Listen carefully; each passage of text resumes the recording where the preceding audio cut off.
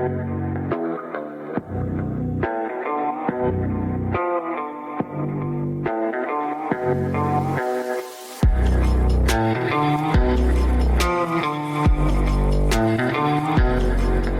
everyone, and welcome to another episode of Looking for Love in All the Wrong Dust Jackets, a show where three disgruntled harpies talk to you about everything we love in romance, whether that's books, movies, TV shows, whatever we like. My name's Liz. I'm Danny. And I'm Wiggles. And welcome to the episode. Today we are discussing One Golden Summer by Carley Fortune. But before we get into that, I have to warn you, I have to let the people know that we are crass and unhinged. We're terribly unladylike. And we're going to talk about all of the naughty times using all them four-letter words. Woot woot. Yeah. Well, why don't you tell us about Carley Fortune then? I will. And she's another classy lady who puts her bio in the back of the book, and you love to see it. You know? Number one New York Times bestselling author of Every Summer After, Meet Me at the Lake, This Summer Will Be Different, and the book that we are reading today. Also an award-winning Canadian journalist who has worked as an editor for Refinery 29, The Globe and Mail, Chanteline, I believe is how you say that, and Toronto Life. She lives in Toronto with her husband and two sons. So, fun facts about that. Also, in the back of the book, she gives us a lovely, reader's guide. And she gives a list of books that she loved while writing One Golden Summer. So, if you're looking for, okay, I want the vibe, and I want to read more of this kind of vibe, her recommendations include Good Material by Dolly Alderton, In Exile by Sadia Anasari, The Ministry of Time by Kayleen Bradley, This Is It by Matthew Fox, The Husbands by Holly Gramazio, The Love of My Afterlife by Christy Greenwood, The Most Famous Girl in the World by Iman Harari Kia, The Life Cycle of the Common Octopus by Emma Knight, The God of the Worlds by Liz Moore, and A Love Song for Ricky Wilde by Tia Williams. So you can check any of those out. She's also got questions if you wanted to manage a book club situation, and she's got a guide. So one of the things about this book is that it's kind of a sequel to Every Summer After, in that some of the characters that are in that book are referenced and are kind of important to this story. But this is very standalone. I don't feel like you need to have read Every Summer After to enjoy this book. So if you want to pick up the new one, pick up the new one. Don't let anyone stop you. But so she's got a little explanation of who these people are and why they're relevant if you want to check that out before you read the book. I can say I started listening to Every Summer After as an audiobook after this, and I kind of like that I am getting the sneak peek backwards. It was kind of fun. So yeah, that's Carley Fortune. Those are her books. Great beach read vibes. Danny, what's this book about? This book is about Alice, who has recently broken up with her fiance. Was he fiance or boyfriend? I think it was just boyfriend. Just long-standing boyfriend. They dated for 4 years. Well, her grandmother ended up falling and breaking her hip. She had surgery to fix it and everything. So Alice decides she's going to take the summer off. She's a freelance photographer. She's going to take the summer off and go stay at their friend's lake house with her grandmother to kind of help rehab her and kind of get her out of her funk a little bit because her grandma's a bit down. And she runs into a guy that she took a picture of when she was 17, the summer she was 17, when they were at that same dock, and she finds him a little obnoxious, but he kind of worms his way into her heart through, deciding that she had decided she's going to do a summer like she was 17. So she made a list of, I'm going to jump off that giant rock and all these things. And he saw the list and he's like, hey, I'll help you with that. And shenanigans ensue. Go. I read this book in a day, you guys. One single day. I read it in 2, but that's only because I've been sick and I kept falling asleep while I was reading it. I'd be like, oh, that was really good. Bye. I listened to it in 2, and that's because I listened to most of it, and then I was sick the next day from work, and then I listened to the last hour that I had of it this morning. I'm not saying this is necessarily a measurement of a high quality book or a low quality book. Nothing. It does not necessarily speak to the quality, but it does speak to my enjoyment of a book. I squealed like a girl several times. Yep, did that. I laughed. I cried at an unexpected moment. And, that tells me that you're doing something good. Yeah, You got a little something in there. If nothing else, if you can get me to emote while reading, you're doing something right. I'm now wondering what was your unexpected moment, because I also had kind of an unexpected one where it made me cry. Okay. Yeah, I mean, it's way at the end of the book, but So is mine. When do we ever stay on track? So, at the end, when Alice has had a rough time of it, calls in the family squad to come be a comfort. Like, sorry guys, I do need to tap in and you do need to support me in this moment. And they all show up, including her mother, who has moved away. That's the same exact thing that made me bawl. Well, Her mom the showing up. specific line to line that made me cry is that finally Alice and her mother are sitting at the kitchen table having chocolate cake for breakfast. And her mom asks her, would you like to tell me the real story of what has happened to you over the summer? And Alice's response is, I might cry. And her mom's response was, then you cry. And I don't know why that hit me right in the feels. And I was like, I'm crying. Fuck off. This is bullshit.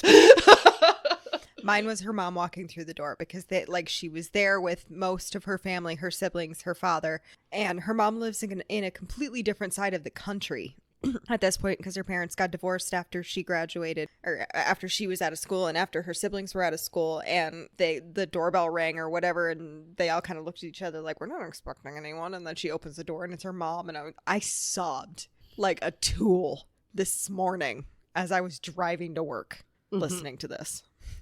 You really do get hit a lot when you're driving with these I do. audiobooks, Danny. I do. It's because I can't sit still, so I end up doing things. I listened to most of this book at the Renaissance Festival this weekend. I didn't even know there was a Renaissance Festival happening this weekend. Yep, it was in town. Yes. There you go. That's where my head was at. So I wandered around and got a turkey Kleenex. leg and listened to this book. There you go. Sounds delightful. But yeah, no, I think overall, getting into this book was really easy. Mm-hmm. It did not take work for me to be like, all right, I'm into this. This is, you got me hooked. I want to know what happens next. There was a lot of imagery in the book, which for a non-visual person was a little bit hard to deal with, but I just kind of glossed over it. The beginning, she's describing this picture, which is essentially the front cover of the book, and I was just like, okay, yeah, picture, cool, bye. But when we got into the actual emotions and her situation with her grandma and then Charlie showing up, I was in it. Yeah. Also, side note, the lake is my happy place, so I was all for this setting. Oh, this gave me extreme longing to be at a lake, especially knowing that most of my summer is already completely given away, and that lake experience is unlikely to occur. I mostly had a hit of, I don't want to say depression, but just a hit of longing when she was like, I'm just gonna why don't we just spend my entire summer at the lake? And I was like, you get to just spend your entire summer at a lake? I know, I was like, not I want working to go to there. The whole goddamn book, I was like, Alice is out here living my dreams. Yeah. She God damn, every single day she'd be like, and then this happened and Charlie came over and we did this and my grandma and I are sewing curtains together. I was like, son of a bitch, why are you living my dream life? Yeah, her sad kind of not necessarily rock bottom, but just kind of a little bit of a rock bottom moment was that sounds like heaven. Yeah. I will take 2 months of sitting at the lake fucking around. They had treehouse sex. It's basically my dream is this book. They technically did not have treehouse sex. They got interrupted It's true. before they could do the treehouse sex. They had treehouse naughty time. They did, Yeah. though. Yes. And boathouse naughty time. And outside naughty time. Yeah. And skinny dipping naughty time. And anytime she could just wink at Charlie naughty time. Yeah. Though I will say, as much as there were a lot of naughty times, it didn't feel overly spicy. No, and a lot of it is fade to black. Or just that really undetailed description of sex. Yeah. Well, that's the thing. I was thinking about it and I was like, I don't think fade to black really suits the mood of what she was doing. It almost was like a corrosive dissolve of the scene. Like it wasn't a fade where we like slow like, okay, and now we're closing the door, because we didn't like get it interrupted before things happened a lot of the time. Yeah. It's just, it was like the amount of detail that she put into so many other things would just like disappear, and you would get, and then he kissed me senseless, and you're like, tell me more. Yeah, especially for a book where the premise is that Charlie and Alice have decided they're just going to have this summer fling and it's going to be hot and like, and I didn't mind that it took them a long time to actually get to any sort of sexual activity. You know, I love the prolonged longing business. I love that. But when we finally got to it, it was like, oh, well, I guess it happened.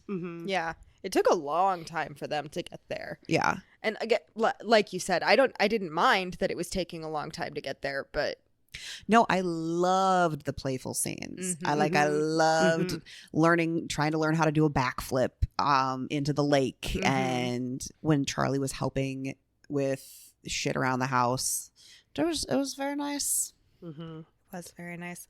I also love he always like, he gives her random nicknames. Trouble is one of them, and that's because she ran the boat into a rock. Well, that's easy to do. It is, but it's because in his viewpoint of what's happening, she is just destroying his resistance one moment from the next. And one thing I really liked about what the author was doing was, this isn't a mystery novel, right? And so she didn't like leave us gasping at the twist of like what Charlie's going through. She left us enough breadcrumbs that if you're paying attention, you knew where it was going. Yeah, I was like, oh, yes. And so like you almost start to have the like sense of dread on Alice's behalf with Charlie. Like you almost eventually flip to his side, where you're like, I know this isn't going to go well. I know what's going to happen. And you have to read through it. You have to just get there to get to the happy ending. But I also like that we didn't linger in that moment too long, because, you know, classic third act breakup, which, I mean, is it a third act breakup? Not kind of, but not really. Cause like, they said it was going to end at the end of summer, and Charlie stuck to that.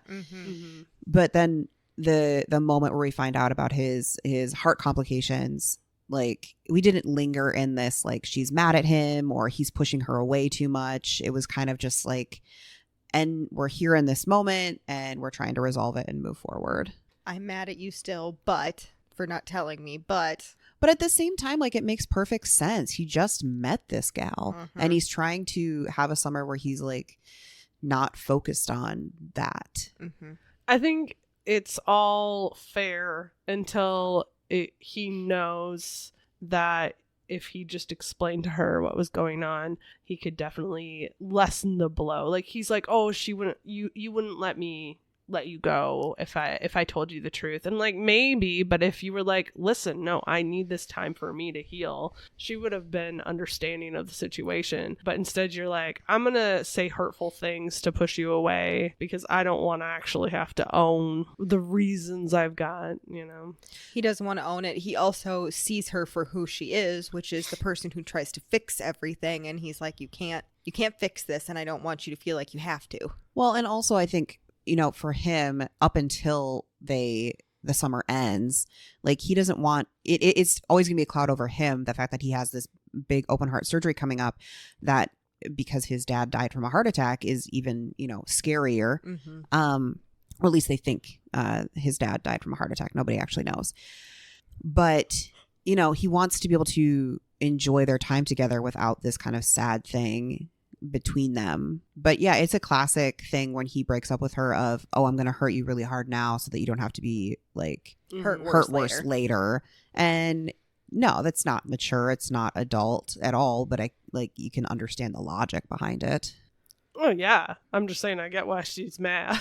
Yeah. Oh no, she should be mad. Yeah. But I also like, it felt appropriate that she also got over it so quickly, because sometimes you read books where there's a third act breakup and then they just go, oh, well, whatever, that didn't actually happen, we're back together.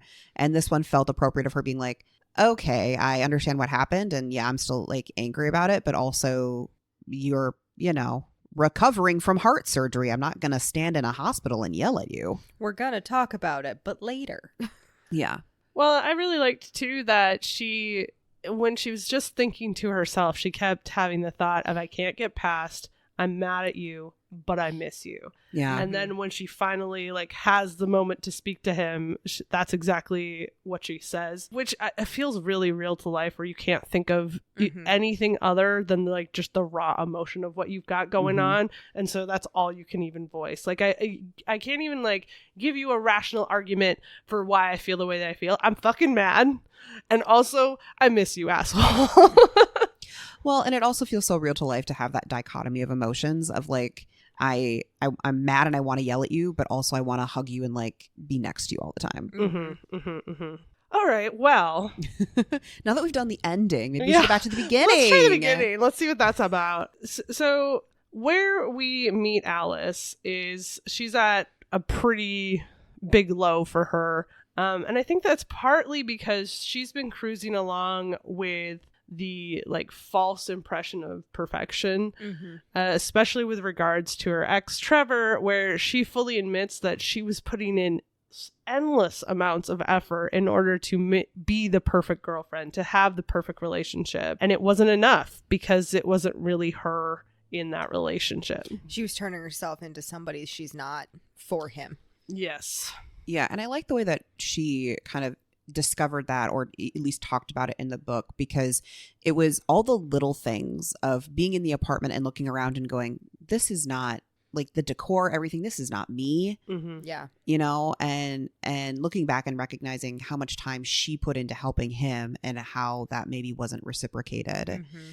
I also like that she's like, yeah, I'm at my rock bottom, but she's not falling apart. Yeah. And I'm not saying that there aren't moments where people completely dissolve, but it's in my opinion far more realistic. I'm going to dive into this one aspect of my life that I do feel confidence in, that I can do, if not well by my standards, by other people's standards. And so if you're looking at me be successful over here, you're not looking at my failure over here. That it feels much more realistic to me. And I will admit that part of that is the Midwestern, like, don't let them see a crack attitude. But I've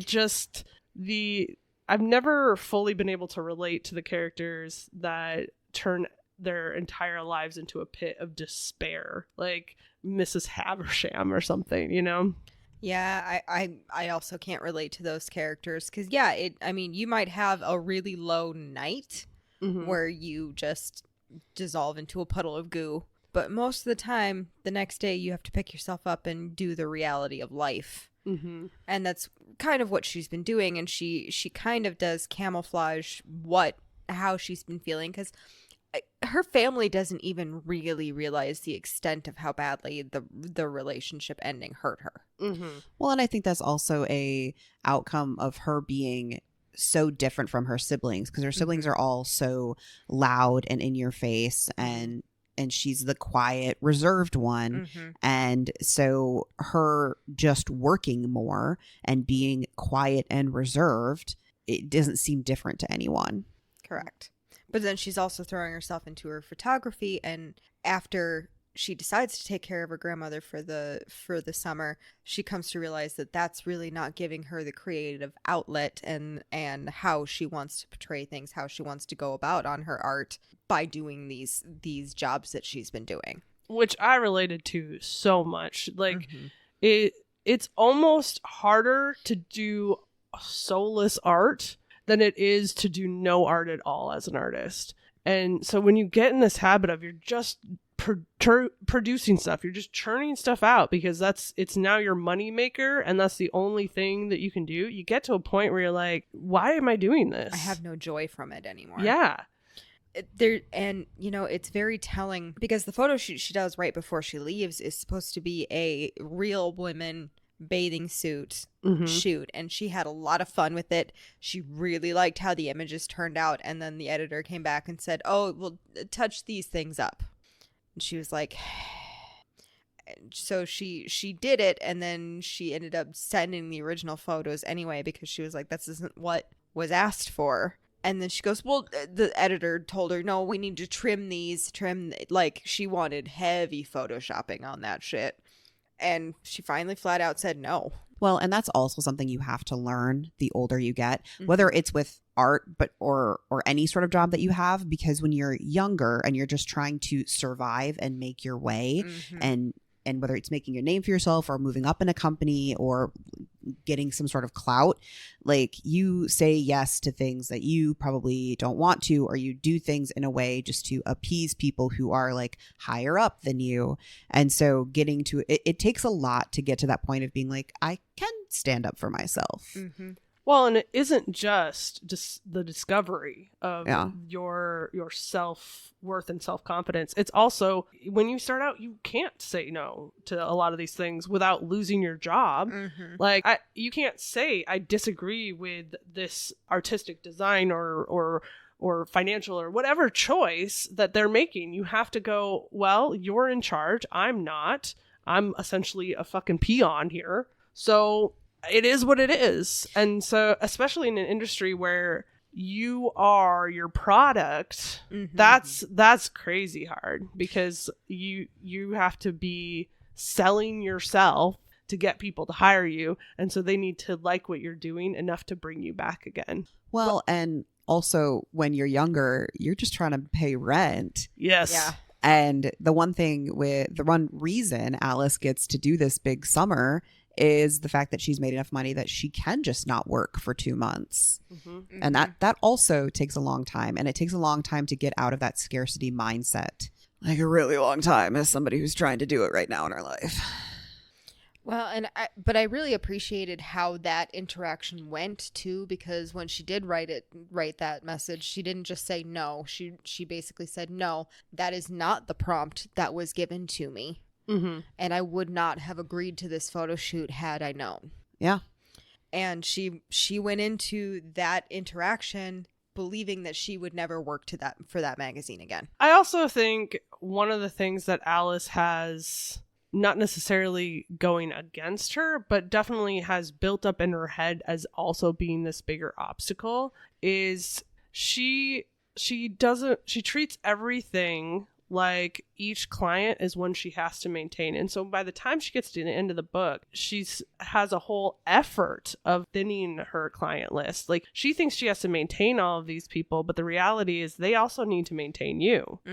Well, it's also the same thing with, she didn't like the photo that was being presented in a gallery opening. And so she finally ended up saying, no, I will not. I think that's one of the bravest things she does in this book, because she's not just saying, no, I'm not going to put my work out onto a very large stage to be applauded or critiqued, but I'm saying no to a personal mentor who has helped me get to this point and is helping me by including my picture in this event. And saying no to people who have helped you get to where you are is incredibly difficult. And like, obviously she had a good mentor, so when she received that news, she was elated that she stood up for herself and her artwork, and understood that she needed to make a shift.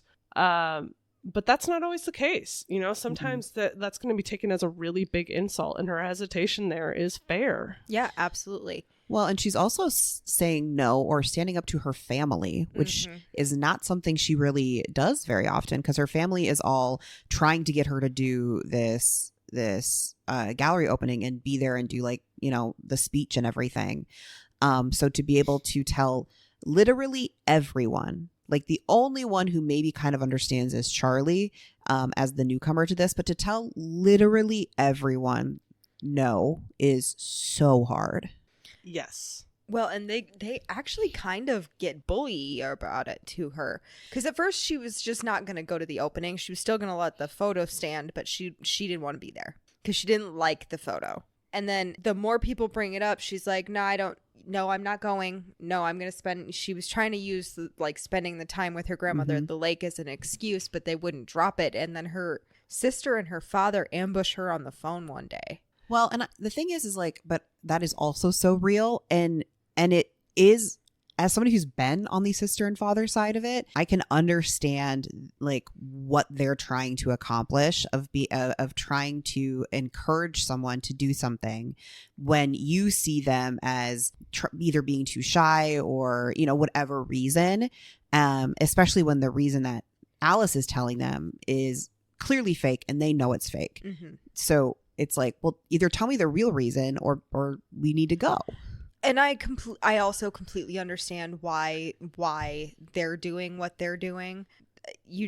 Because you're coming at it from Alice's point of view, you take her side a little bit. Yeah. But I also do understand that they are trying to do this from a place of well intentions. Yeah. They're trying to help her out. They're trying to be supportive. They don't understand. And it's mostly because she won't fucking tell them. Yeah.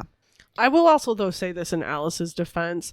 I don't know a single person that I've ever interacted with where a fucking ambush is a good idea. Yeah, no. Like, there was no situation where she was going to come out of that feeling good. Even if she did come around to their side, she was going to feel ambushed and like she got trapped into a decision she didn't want to make. Yeah. And I think is the surprising thing coming from the grandma and the dad and the mother, well, her sister does kind of act like her mother a little bit.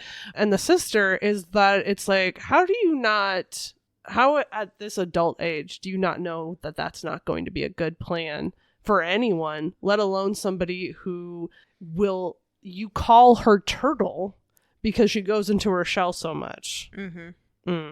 That was not a well played out move. It's really hard though when somebody won't talk to you, right? Like the communication is bad all around. Mm-hmm. Yeah.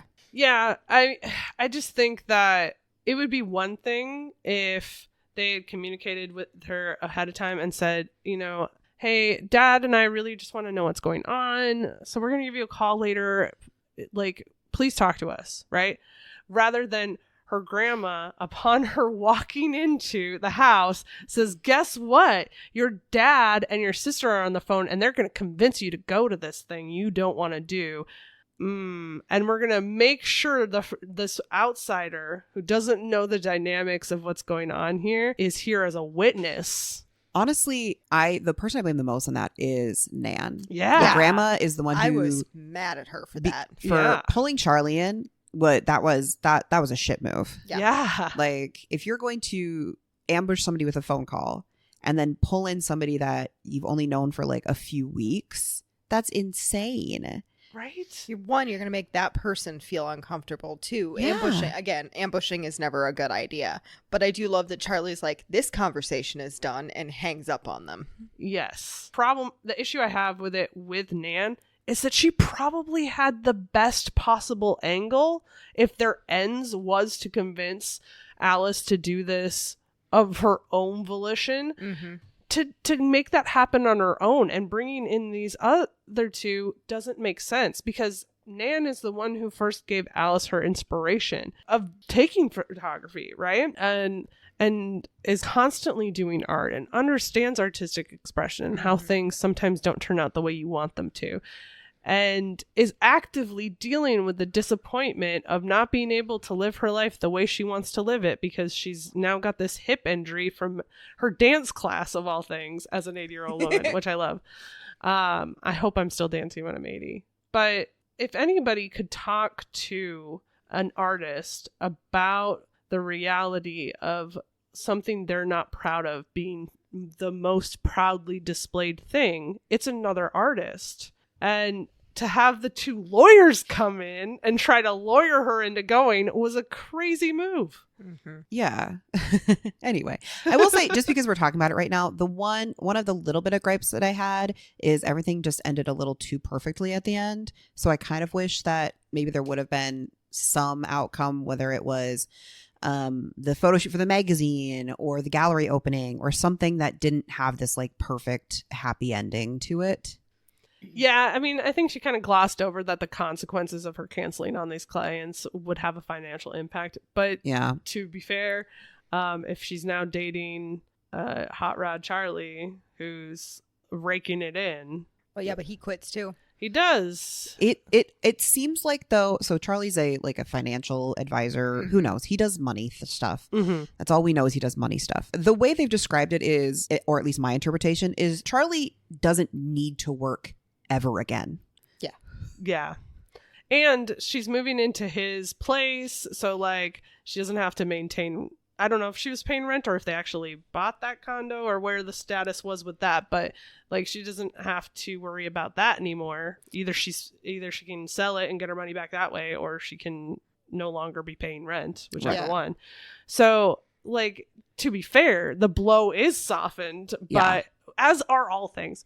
Like, I don't want to get on my soapbox, but the way that people love to like ignore that living single is so much fucking harder. And I definitely had that moment in this book where I was like, yeah, part of probably why you're able to save up enough money where you can take 2 months off is because you had 2 people contributing to the income of that household for a very long time. And so, yeah, you can save more money that way. That's true. But also, though, Alice did say that she hadn't had a day off in 9 weeks or something. Yeah, that makes a difference. Yep. Yeah. Especially as somebody who's doing a artistic craft for their income. The more you work, the more you can. I mean, not always. Yes. If you're a freelancer. Yeah. Again, also not always. You can definitely take some gigs like the one she took for Twist, what is that? I don't know. Whatever magazine it was, that she's actively taking that one because even though she won't make as much money because it artistically intrigues her. Right? So there's also that aspect to it where it's like, yeah, you can definitely work more. It doesn't necessarily mean that you're not going to play a dangerous game of getting to the point of burnout where then you can't do anything. Yeah. But especially artistic burnout. Oh. Yeah, it's rough. It's not a good time. Wouldn't recommend it. 10 out of 10. Don't do it. But the big thing that we get early on, that other than her career is not satisfying her and her relationship is toast and her current status with her family members is very not communicating reality, is that a core memory that she has is locked in a picture she took when she was a 17-year-old girl on the cusp of starting to figure out who she even is. And she took one of her favorite pictures of her lifetime. Now, as somebody who's 33, she still looks back on it as one of the best pictures she ever took. And it happens to be a picture she took while she was out at the lake cabin that her grandmother and grandfather, when he was alive, and their other couple friends sort of time shared, or well, it's John's house. Yes, but she makes it sound like they went there a lot, and she went and spent the summer with her grandmother there. Yeah, clearly they were maintaining that relationship really strongly. If you're bring your grandkids out here for an entire summer, that inspires her to go, I'm not feeling good, Nan's not feeling good, maybe we need a pick me up, let's go back to the lake. And that's where we meet Charlie Boy. Charlie is delightfully obnoxious. I adore him. I wonder what it's like to have that level of just swagger and confidence, and to go into any situation being yourself with your whole chest. He teases her in a note. Well, yeah, that's the other thing is he is immediately flirting with her, and maybe it is just teasing, but it comes across as flirting as soon as the very first phone call, when she calls him, not knowing that this is the Charlie of it all, because he's going to help update the cabin and get it ready for them to come. And he's just calling her Red and using her full name and calling her City Girl. And then in that note, he's like, send me a picture when you get there. I'm like, okay, if that's not flirting. Right? I apparently don't know what flirting is. Well, the impression that gave me from the start is that he's the type of person who literally flirts with a fence post. He's like, how you doing? And we do kind of get that confirmed from the folks at the hair salon who are saying that he gets around. Well, and what we come to find out later is that his dad passed when he was... It's 12, wasn't it? No, his younger brother was 12. Oh. So I think Charlie was 14. Sure. And his mom passed just a few years back. And so he's been filling the void with some flirting and some more than flirting. Flirting and another part of an anatomy. Flirting's part of your anatomy, Danny? I said with flirting and a part of the anatomy. I said another part of the anatomy. You did say another, but also, I mean, flirting is... Flirting's a part of your anatomy? No. You have to use a part of your anatomy to accomplish it. I think my anatomy is the flirt. Exactly, yeah. Just Also- all of you. You just gestured to all of me. Also, I will say he is described as a male model, essentially. They always are. Yeah. They always are. Yeah. I want a book, and, you know, if you're listening to this, drop a comment. I want a book of a guy who, like, I mean, he still needs to be attractive, but I don't want to be looking at a male model. I just like an average looking guy. An average-looking guy with just an amazing personality. Well, I mean, they all have to have amazing personalities. I've read some books where they don't. No. I'm saying they don't. Yes. I'm not into those books. No, I'm not either. I'm like, I'm not attracted to this person. It borders me. Unless we're only there for the boinkin. And Yeah. I've read plenty of those books. I mean, I have too, but But they're not as much fun. no, I did the longing and the teasing and the English cucumbers. Both kinds. Both kinds. Ayo. Hey.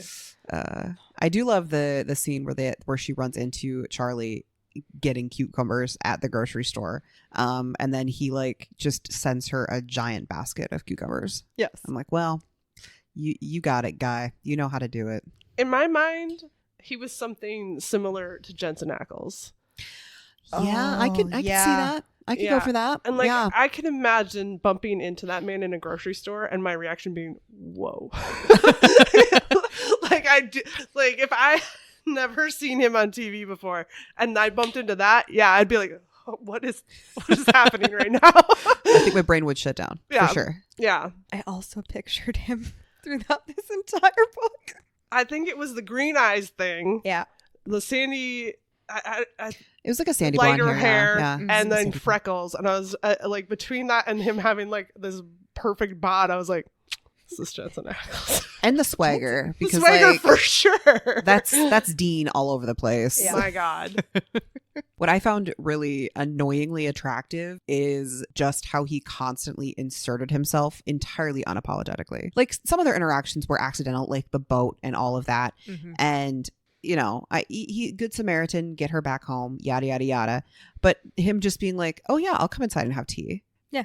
Oh yeah, I'll take your grandmother to choir practice. Right. And is like actually fucking excited about it. Yeah. He goes and sings with them, and he goes and plays euchre. Yeah. With That's her. hot as shit. Yeah.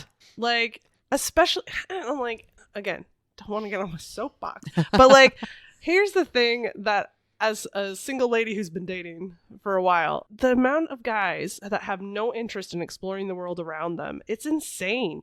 And so like, you don't want to ever try anything new just because it's not like your idea of what is masculine enough, or you never want to just like do something because it's goofy and it's fun in the moment. Like He puts on glitter on. He puts glitter on for her proudly. birthday. He's like, no, ma'am, you can't skip over me on the glitter, motherfucker. I came here with intention.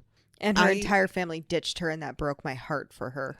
Yeah, that happens though. I've had some birthdays that were pretty lackluster. But the other thing like about Charlie is he feels like that perfect combination of like masculine and I guess not masculine, whatever you want to call it. Goofy, yeah. Because of the dress up situation and because the man cooks and I love a man that can cook pierogies. Mm-hmm. Yeah. Just you come over and make pierogies for me. Thank I you. was going to say, I'll take some pierogies. I love pierogies. Like, here's the thing. Even some of the people that I know that are some great cooks, they are not baking a fucking chocolate cake from scratch. A layered chocolate cake. Mhm. Right? And he's known her all of 5 minutes and is like, I'm gonna go make you a chocolate cake and you're just gonna blow your fucking mind. He's like, fuck that. You're not. Wait, I will be back. Well, I love somebody coming up and saying, you're making your own birthday cake? No. We don't do that. Mm-hmm. I think even just like one of the sexiest things for me about him was awareness of her as a person. Just like he picked up really quickly on her humor. He was instantly like aware of when she was doing things in a way to hide them. He knew how to poke her in the right way to get her to lighten up or to go bigger and badder. Like, God, just to have somebody, even if they're not interested in you in any romantic or sexual way, but be that aware of you is really, it makes you feel special. You know and what? Sexiest moment for me, he was aware of her niece's insecurities. Yes. Because her niece wouldn't take the shirt off from when they were going in the lake. She always wore a shirt, and that man doesn't wear a shirt ever, and he was like, oh, guess we're wearing shirts now, and would jump in the lake with her niece. That's not real. I mean, people are not that, I guess, just intuitive, perhaps. That's not a real thing, is it?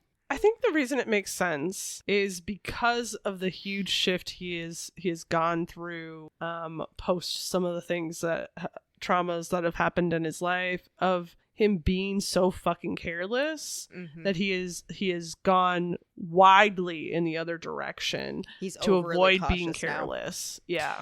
Well, and he does have a really good backstory that lends him to being this character of when his dad died, there were people around him who were so aware of his needs, right? Like the head chef, I can't remember his name, was like Julian or something. I think that's it. Yeah, from the restaurant that his parents owned, would always like be there to talk about him, about his dad, and tell stories when his mom couldn't.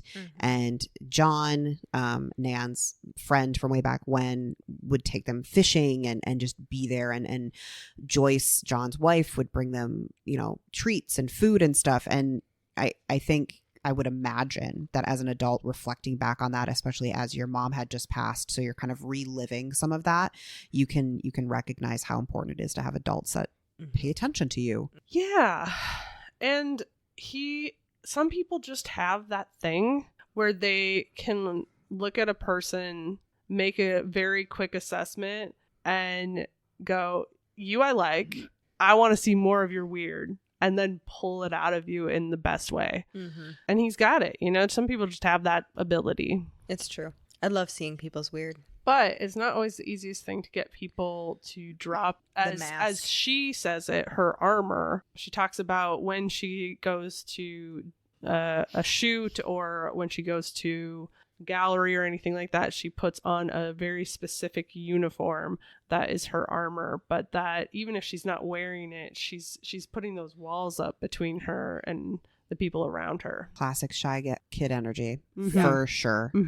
Like, I related to her so much, talking about being 17 and not being brave enough to go talk to the kids who were on the yellow boat and hang out, right? Like, I find it so interesting when people talk about, oh yeah, there were other kids in the neighborhood, or at a vacation spot that we were at, and so we like got to know them and hung out. And I'm like, not my fucking 17-year-old ass. I wouldn't have either. No, I'd have my Game Boy, I had my book. Don't talk to me. I always wanted to have a person that I knew I could cling to and hang out with, and from there I could be more extroverted, I could be more outgoing, because I knew even if other people didn't like me, I could go back to that person and it would be safe and everything's fine. But if I was alone, fuck that shit. I would be the little weirdo longingly staring out the window. College was a little bit of a terrifying experience I think for all three of us. Liz at least had wigs that she knew. Oh, I had a very different college experience than the two of you. Even though we went to the same college and were in the same department and had the same friends, my life was drastically different than yours. Trial by fire for us. It really was. Thankfully, we got adopted by extroverts. God, I don't know what we would do without the extroverts just picking us up and saying, "Come with me." It's literally what happened. It was like all of a sudden they were like, "You're mine now," and I'm like, "All right, okay, strange person." All right, who was just saying some weird ass shit over there. Yep. All right. That's pretty much how it went. It is pretty much how it went. We were just there as that now, but they would fight to the death for us instantly, though. It was kind of shocking and confusing. Well, and that that's the energy that Charlie has, is this very quickly, like, I've decided I like you. I'm not going to let you be the fucking weirdo inside the all summer. And by proxy, your family, who are also fucking weirdos, are not going to be inside all summer. We're hanging out. We're making fucking pickles. I love that he just made just a fuck ton of pickles because he wanted to try his mom's recipe and doesn't like pickles. No, he likes the pickles. Nan and Alice don't. Which was a very sweet moment when he was like, "But wait, we just made so many fucking pickles. We just made a dozen jars of pickles. The last. They will." Yeah. And but just like the moment he realizes, oh, you guys did this just because I wanted to. Yeah. It was very sweet. A sweet boy. Which is, it's an interesting kind of turn of events, because everything up until then is Charlie doing things just to be with Alice and Nan, so doing their things. Yes. I love, there's a moment where she's having a hard time. It was right after the phone call, and she went down to the boathouse where she had like set up an art thing, and he came in and they did like an art prompt where they had to draw each other but couldn't pull the pen off the page. I've done that before. It is atrocious every time. It's very difficult to make anything that resembles a face, especially I think the way they were doing it, you weren't allowed to also look at your drawing. Right. So you're just going based on vibes. You're like, I think that's where a nose might be. And you would be surprised how much your like spatial understanding goes out the window when you can't look at it. Yes. Well, she has extremely curly hair too, so I'm sure he was having a real rough time on that one. Yes. And that's another thing where it's like, he seemed genuinely interested, but obviously he was doing it to like cheer her up and whatever. But like once he got in it, he was like, yeah, I'm gonna enjoy it. And I think that's probably what attracts Alice to him the most, especially early on, is just no matter what he's gonna do, he's gonna be in it, because he's living very much this I could die at any moment, I gotta live for the moment thing. That she's not seeing that part of it. She's just seeing the boldness of somebody who's going to live their life to the fullest as somebody who has not been doing that. Well, and also somebody that's willing to kind of let her lead with what the activities are, right? It's her bucket list that they're doing for the summer. It's her activities like the drawing or taking pictures or helping Nan.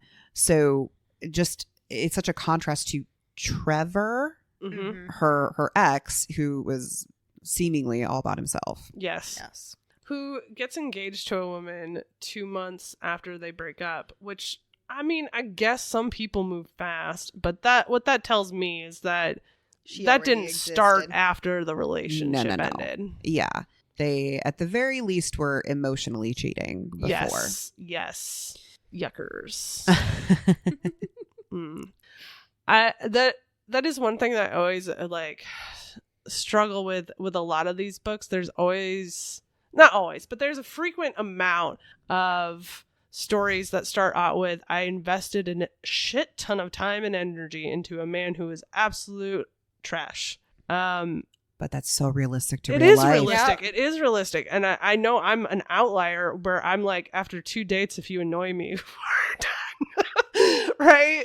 So, but I do, that is really difficult for me to relate to, because I just don't have time to waste on somebody who acts the way Trevor is described in this story. Like, I have no energy to try and be anybody's perfect anything. Obviously we don't get the story of Trevor and Alice, but, from people talking online, I can understand that a lot of these relationships don't always start out there, right? Like, they start out nicer and getting along better and more pleasant, and it devolves into, well, we're going to do dinner parties exactly how I want, and we're going to do this on the weekends, and our house is going to be exactly like this. Speaking as somebody who's been in those relationships, it doesn't start out that way. It's kind of emotionally snuck in as it goes. Part of the reason I don't date, because I have atrocious taste in men. I could definitely see how that could come across as like me being like, oh, I'm above it. I'm not. I just don't have, like, you have to be somebody as persistent as Charlie. you have to be somebody who genuinely wants to be there with me and be in it with me. And there's not a lot of that out there. So it's really easy to pass. Well, and who can be a friend first. Yeah. Is honestly what really needs to happen. And you can also look at it from a lens of, you know, with age came a lot of realization and inability to tolerate people, quite frankly, on my part. Because while she is much older than a lot of books that we read, because she's 33. Mm-hmm. Yeah, which I appreciate. Yeah. I do appreciate that. But if you think about the fact that then she started that relationship while she was 29, because she was with Trevor for 4 years. Well, I'm almost 38. Oh, that hurt me. I'm almost 38. You know, like I've got some distance between me, and I didn't make the best decisions when I was 29 years old. Right. Well, and two, she talks about not having a good track record with men and understanding relationships either, because she talks about her best friend from college, Oz, who she was always attracted to, always had a thing for, and lost her virginity too, and thought that it was going to lead somewhere, and it didn't. Fucking brutal. Yeah, that was rough. I was like, oh honey. Yeah, and like, God, that's so unfair. And then the justification that she gave that I thought was just so unfair to herself was, she was like, maybe if I had confided in Oz that I was a virgin, he wouldn't have slept with me and we wouldn't have been on that track. And it's like, no, here's the thing. Put some responsibility in you not communicating your feelings until after you got into that place, but not that much. Ultimately, he was thriving off of you idolizing him and wanted to continue that to a physical place, but did not ever want to give anything back to you. And that's what that really was. I was gonna say, her being a virgin aside, that has really, really little impact on it. Yes, it is horrible that that's how she lost her virginity and everything. And I don't blame him for that. I blame him for taking her to bed with no intention. Right. Well, and or without the conversation about, hey, this is just for funsies. Right. Well, and you could blame it on them drinking, but at the same point, there's so many devastating little, almost just like throwaway comments about talking about Oz saying to Alice, nobody gets me like you do. Nobody understands me like you do. Or them like cuddling on the couch, just watching TV together. And it's, you know, the onus on some account is on her for not telling him that she had more feelings, but also, I don't know, it's messy. But also it's college, and college is just messy in general. College is messy in general, but let's just say this, like point this out. I have many male friends that I have cuddled on a couch with and watched movies with no intention whatsoever for there to be anything, and that's because we have had discussions and we understand it's a communication thing. So if he didn't want there to be anything between them, there should have also been a discussion. I will also say, though, as somebody who has been on the opposite end of it, where it's like, I didn't think I was flirting with you, but you've read it that I'm flirting with you, and this is confusing to me how we got here. I will say this on his behalf, like I could see up until the night where they sleep together, him not fully being aware and just, again, happily thriving on being idolized because it feels good. And, you know, at 22, you're not emotionally engaged enough to be aware that you're not exactly being kind by leading someone on this way. Well, and just like the Trevor situation, it didn't start that way, right? Like their friendship built up to that. So you could kind of easily understand how they got into that situation, and Oz being like, well, we're just friends. We've been friends for 4 years. Yeah. Right. It's that night where he doesn't stop to take any consideration into the fact that people have different ideas of how emotionally charged having sex with somebody is, especially a friend. Well, and that's the thing. If you're such close friends, like if you're going to be jumping into bed, I mean, yes, you've been drinking and I get shit happens, but you don't just jump into bed. That's not smart.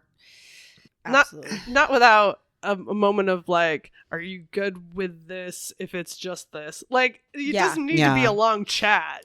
Yeah, you don't have to sit and like pour out all of your feelings, but you need to have the check-in and be like, hey, this isn't anything besides the physical, right? But we know that in our 30s. Yeah. And I can promise you, I didn't know that in my 20s, especially not my early 20s.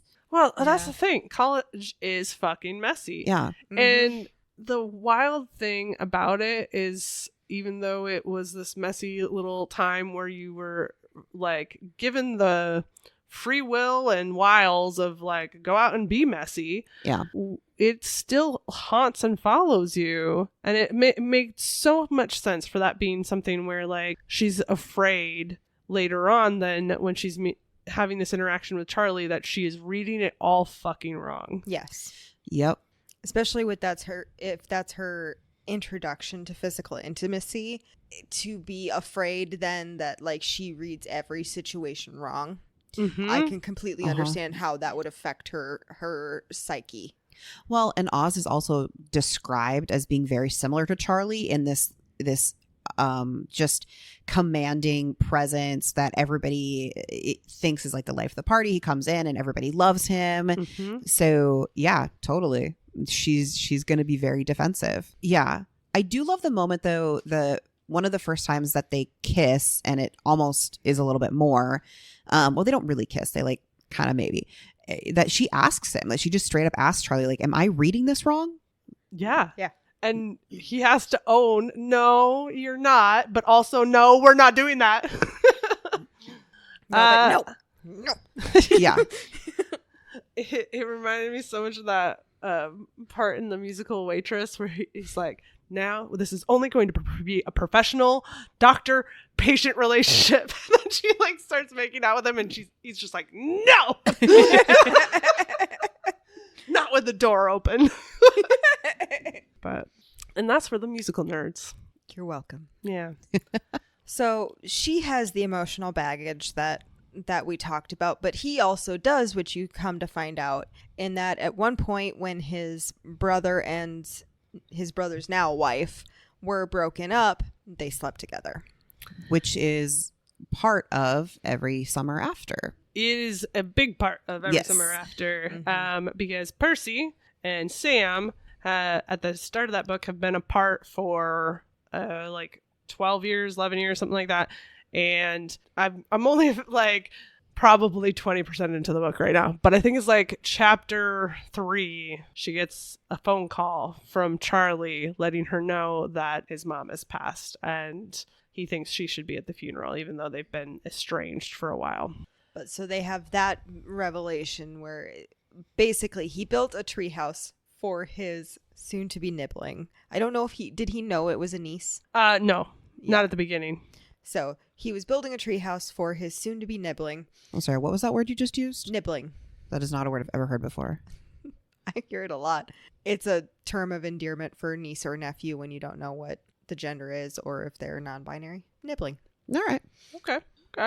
And so he's decided he's building a treehouse for them. Well, he wants to unveil the treehouse and is being quite dramatic about it at this party. But then during the party, he decides that he needs to confess to Alice that is what happened. I think for him, in that moment, it's the fear that he almost fucked things to a point where that night didn't happen. Mm-hmm. And yeah, he's in the past handful of years has had to come to some serious reckoning, and now is staring down a very scary diagnosis. Mm-hmm. Yeah.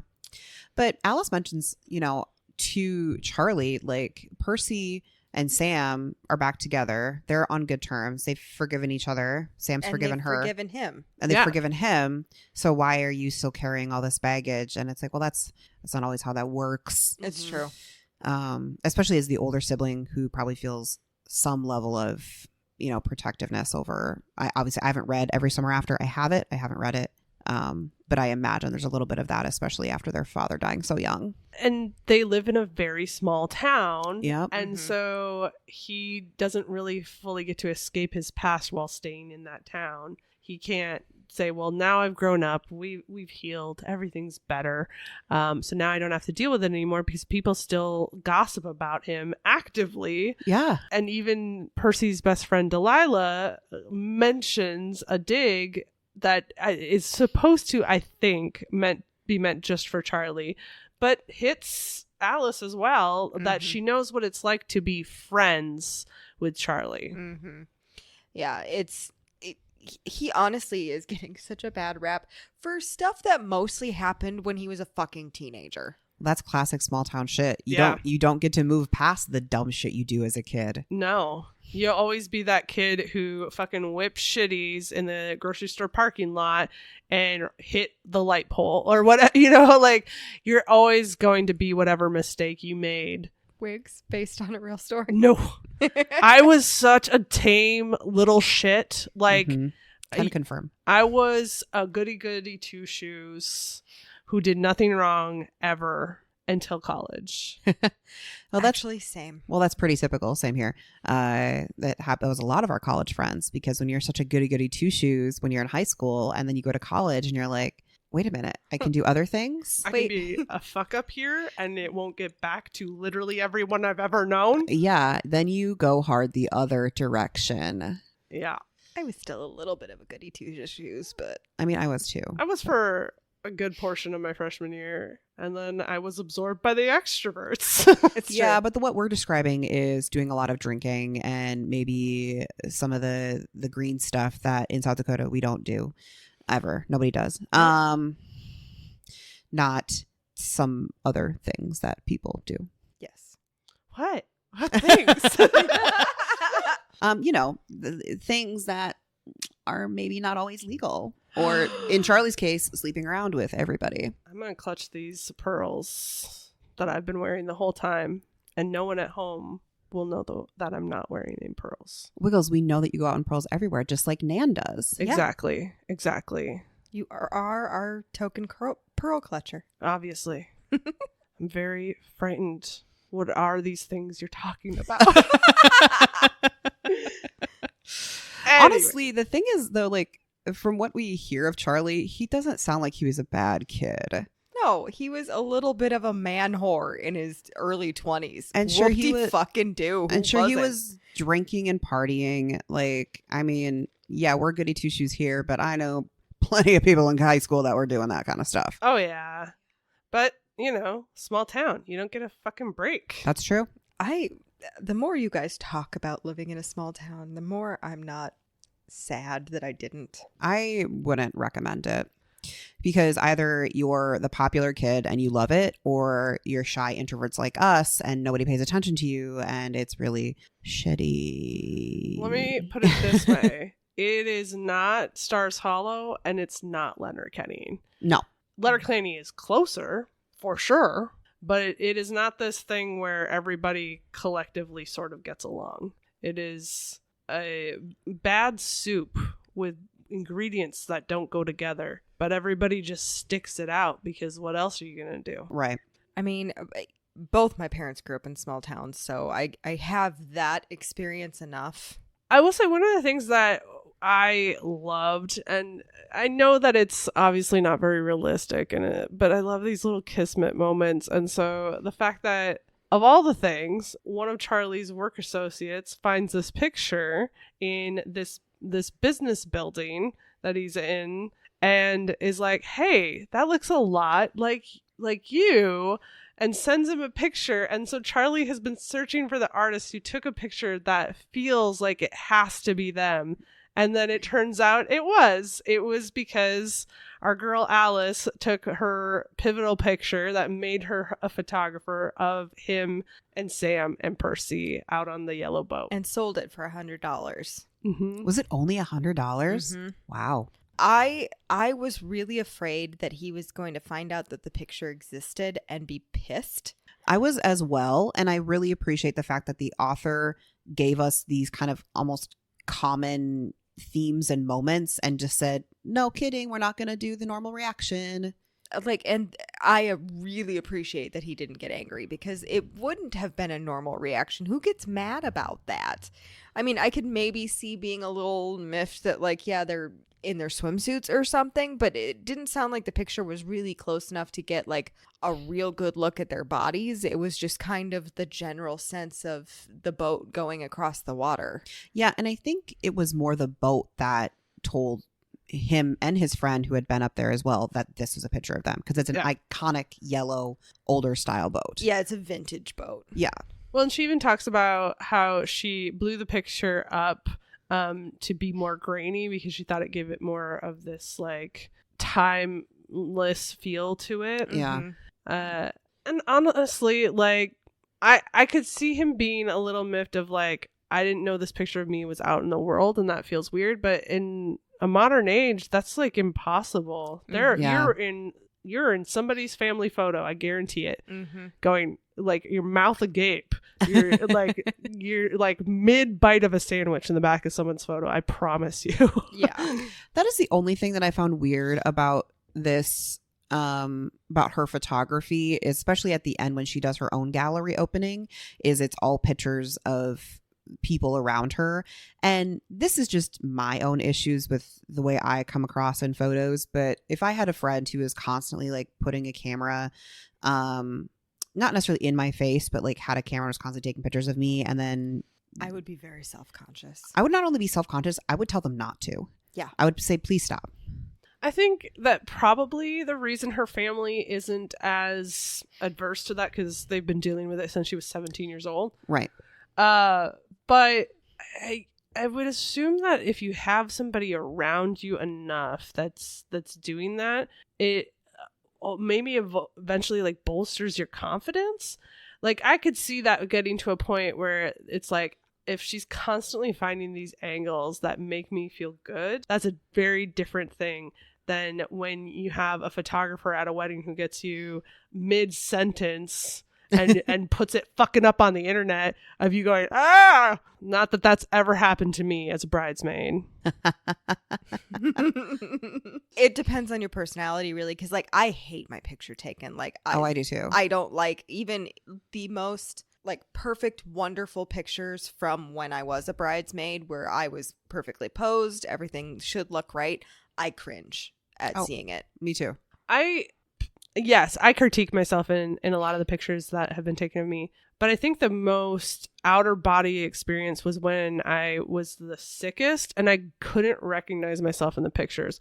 One, because I was so out of it in some of these bridesmaids pictures I was in, because I was just like trying to not be sick on the day and like give the bride full attention and all that kind of thing. But I didn't recognize that face. That wasn't the face I was used to seeing. And so that I have some of that, but I will say coming out of that, you can take an ugly picture of me any day of the week, because it doesn't faze me after that, after having an entire photo shoot roll of pictures of me where that doesn't feel like it's me. Not that I recommend going through any of that. But it used to be when I was younger, I was so carefree about that. I have so many pictures of me looking dorky and stupid and doing weird stuff, and I fucking love them. And I love that those pictures exist. And I love that the pictures that I have of my friends, which are quite terrible because a lot of them were taken with those like shitty little like one-use cameras, you know? Mm-hmm. Yeah. But and I hate that I don't have more pictures of my adulthood, because I don't want to be 80 and have no memories to physically look back on.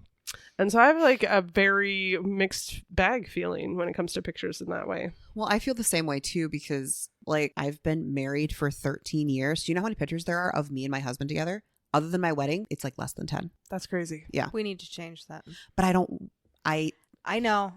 I'm the same way though. Like, Liz, you and I have been friends for a very long time at this point. I don't think we have any pictures of the two of us. But the thing is I think for everybody it's different, right? Mm-hmm. I think based on my size, you would assume it's my body that I'm upset about. It's not. I hate my smile. I absolutely fucking hate it. I also hate mine. And that's not going to, you don't fix that. Mm-hmm. You know, that's what your face does when it smiles. And I hate it. See, mine's not my smile. It's my teeth. I hate my teeth. I hate how round my face gets when I smile. My whole fucking like cheeks lift. I got hate so it. much cheek meat. My sister and I love to talk about our cheek meat. Yeah. But I do think and this is like, again, really good at pulling into the reality of being a woman in this day and age. One of the things that Alice struggles with is she doesn't like having her picture taken for all the pictures she takes. Mm-hmm. And Charlie makes her face up to that, and he does it in such a great way when he's like, just one picture. I don't have any pictures of you. Do you want me to not be able to remember you? Like, I was like, you manipulative son of a bitch.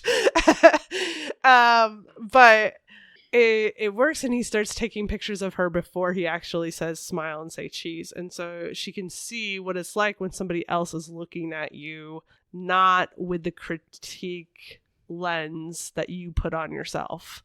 Speaking of the photos, I really love that she brings flowers and some stuff to the hospital and everything, and then she brings him an envelope, and basically I think it was 7 photos, and it's just pictures of him throughout the summer, and he basically watched, most of the pictures were him like looking into her lens when she was taking a picture of him, and so he realized, looking at the pictures, he was watching himself fall in love with her.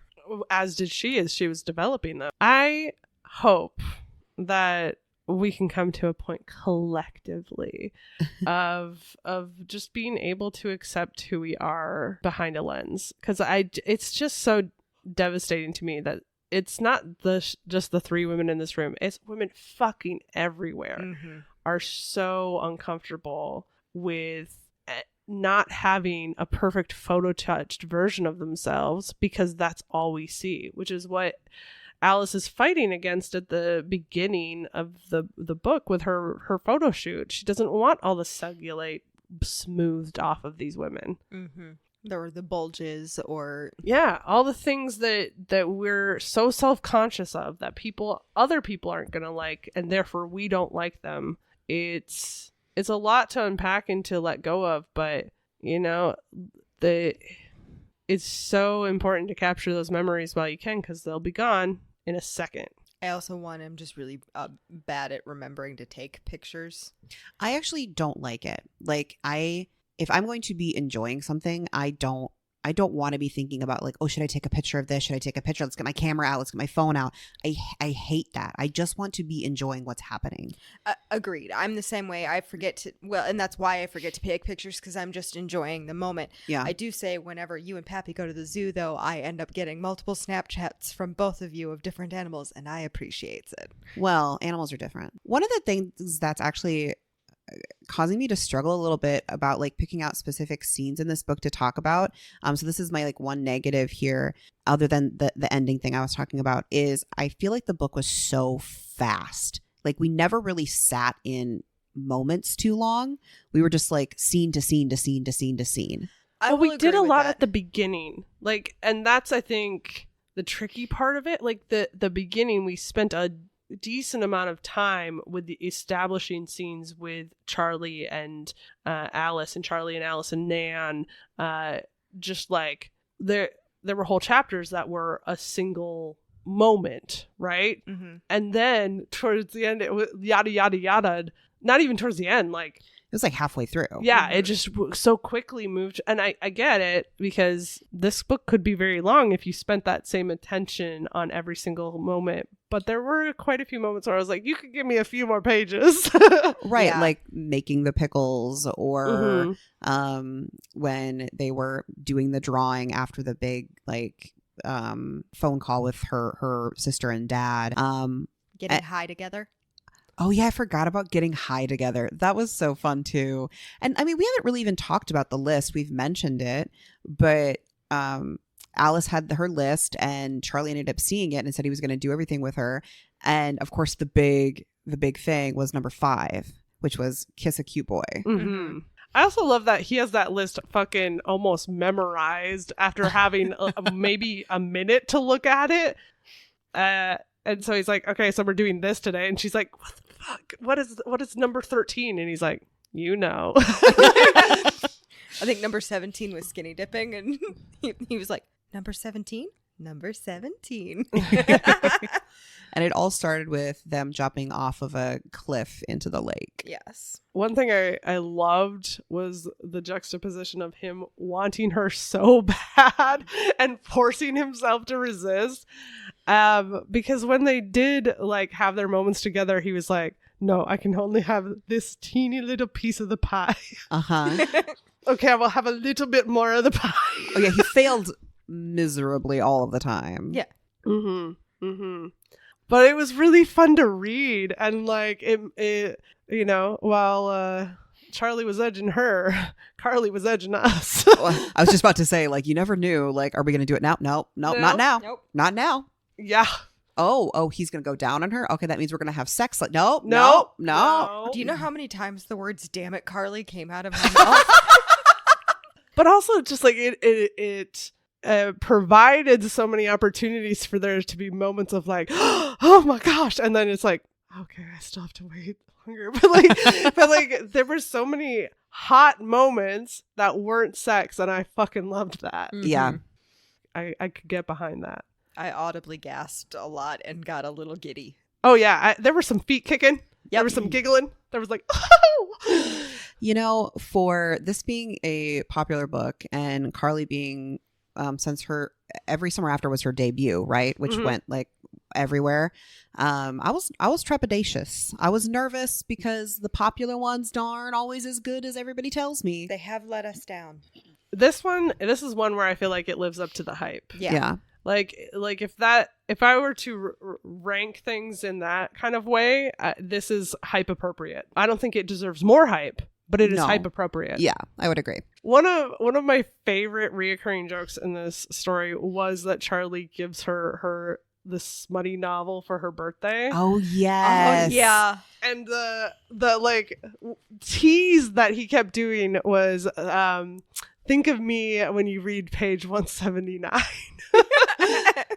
And that would work on me. I can tell you that for sure. Like if you had the swagger and confidence to pull that move off, yes. Well, which means he definitely read the book to know where 179 was. Oh, he said he just paged through it. Yeah.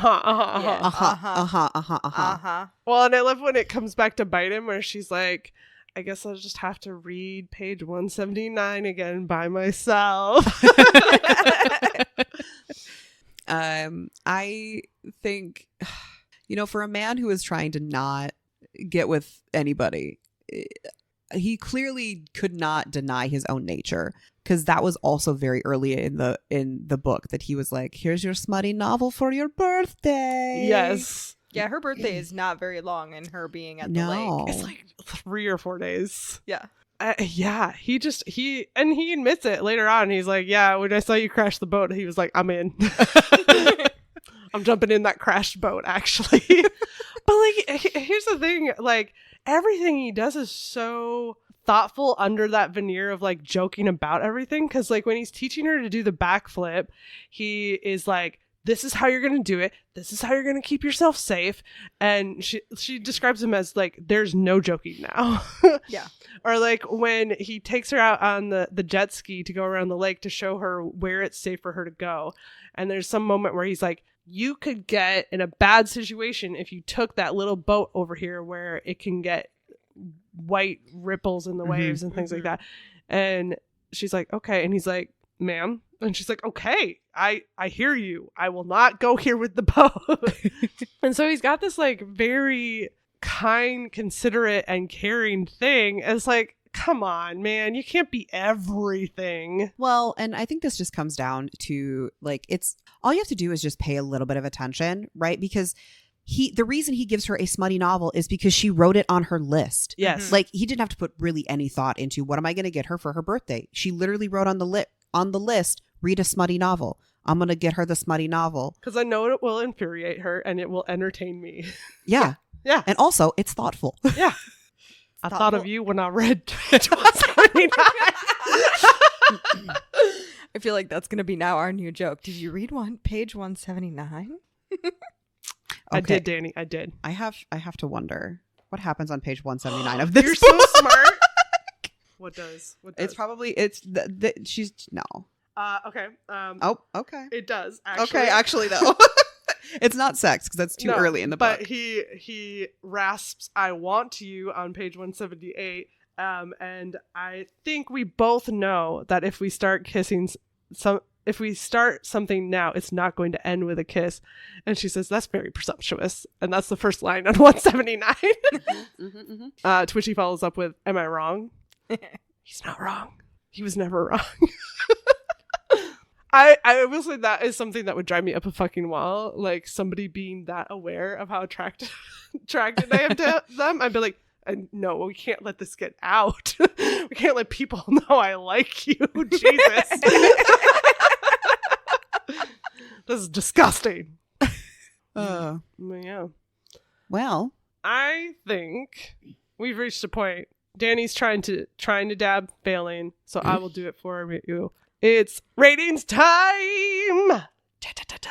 Nobody's going to understand the whole dab of it all, but ratings time does involve a dab. They'll feel it. They feel it when I do it. They know there's a dab. Okay. They fair. know. Okay, Wiggles. Okay. Yeah. They feel it in their soul. They're like, "Ooh, I bet you dabbed that." Yeah, because, we're millennials, so. Anyway, what's your spice rating?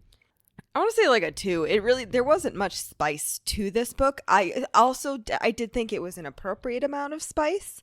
I wouldn't have wanted it to go as hardcore as some of the books that we read. Honestly, it's too cutesy a novel for that.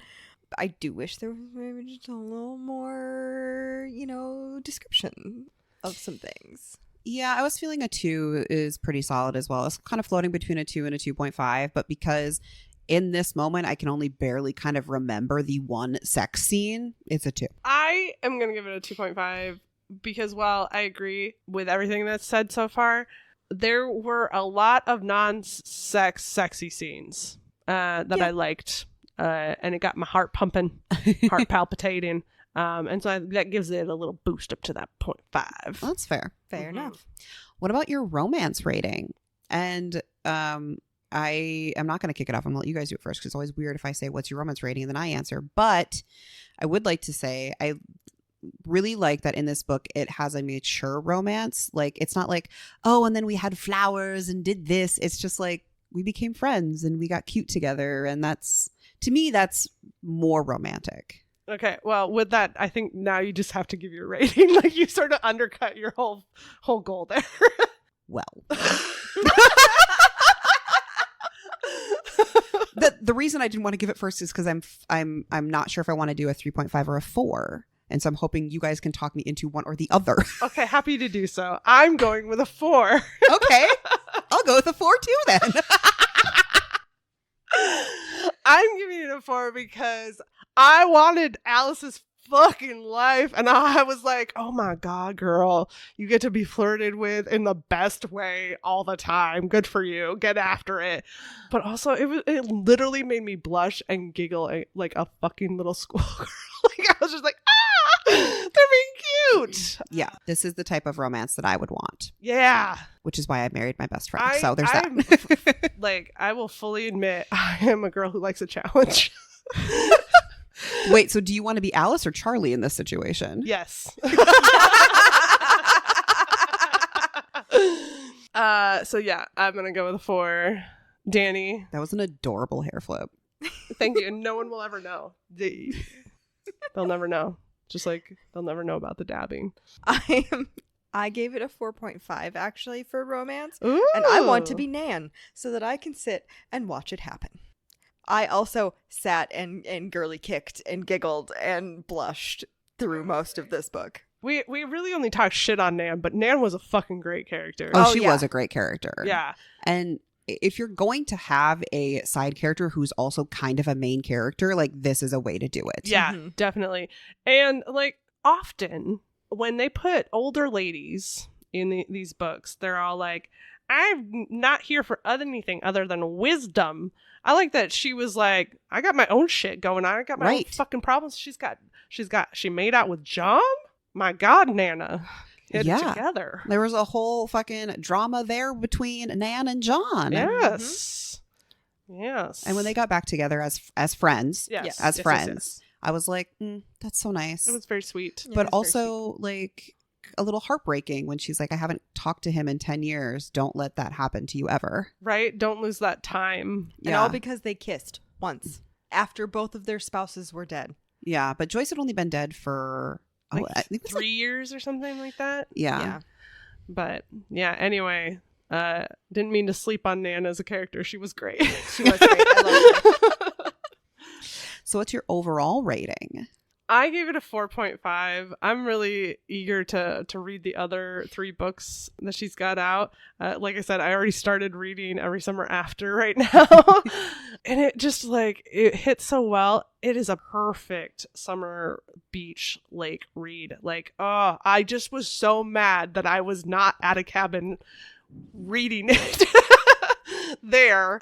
And it hit. It was good. It hit many good marks. And when you leave me wanting to read more, even after an epilogue, that's a good sign. Yeah. I gave it a 4. It very much gave me the feeling of being at the lake, which is something that is, like I said, the lake is my happy place. I realized that a couple of years ago.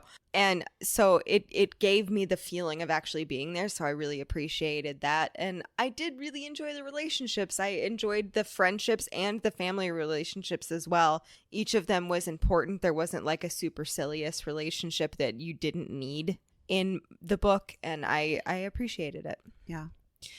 I gave it a 4.25, but if we weren't allowed to do 2 5s, it might be a 4 instead of a 4.5. And mine just comes down to pacing issues. Mm-hmm. That's it. Well, and I wonder if you took this out of the context, I think, of romance as a genre, and you were just like, this is a book that's more about relationships, I don't think the pacing is that weird.